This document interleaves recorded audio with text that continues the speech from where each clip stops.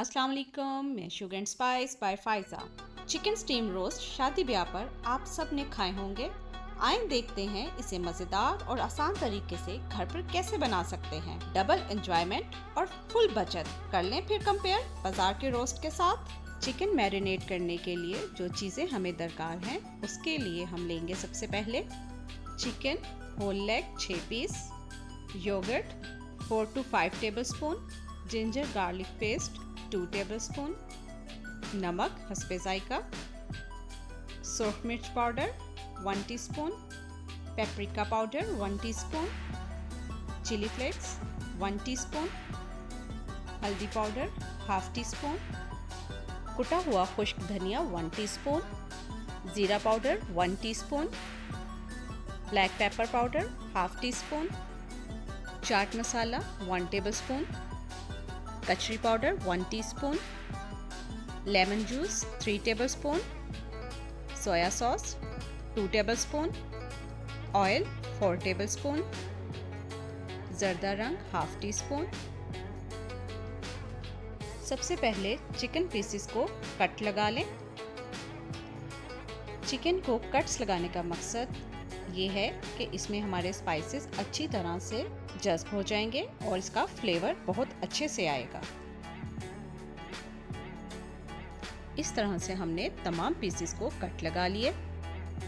ज़र्दा रंग पानी में घोल लें और तमाम पीसेस पर इसको अप्लाई करते जाएं, बिल्कुल इस तरह से।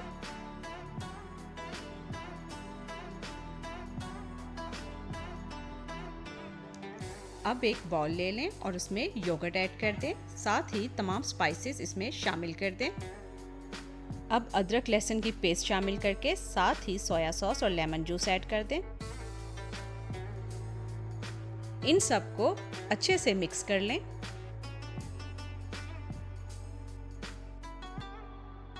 अब तमाम चिकन पीसेस पर इस मिक्सचर की कोटिंग कर दें।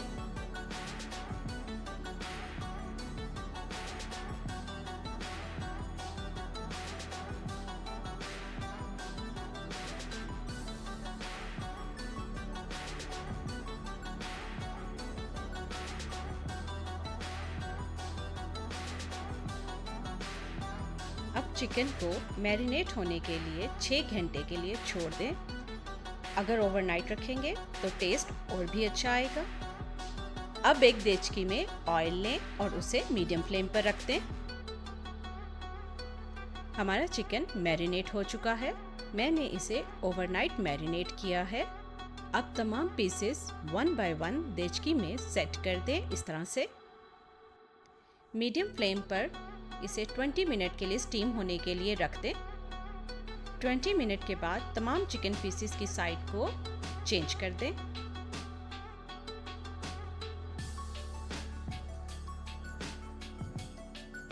और मज़ीद इसे 20 मिनट के लिए पकने के लिए छोड़ दें। 20 मिनट के बाद हम चेक करेंगे कि हमारा रोस्ट रेडी हो गया है या नहीं। अगर पानी रह जाए तो आंच तेज़ कर दें।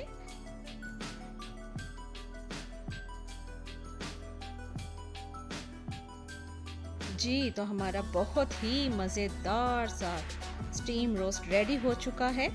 इसे हम निकाल लेंगे। घर में बना प्रोफेशनल स्टाइल का स्टीम रोस्ट आपकी टेबल पर एक मज़ेदार एडिशन। इसे ज़रूर ट्राई करें। कैसा बना मुझे कमेंट में ज़रूर बताएं।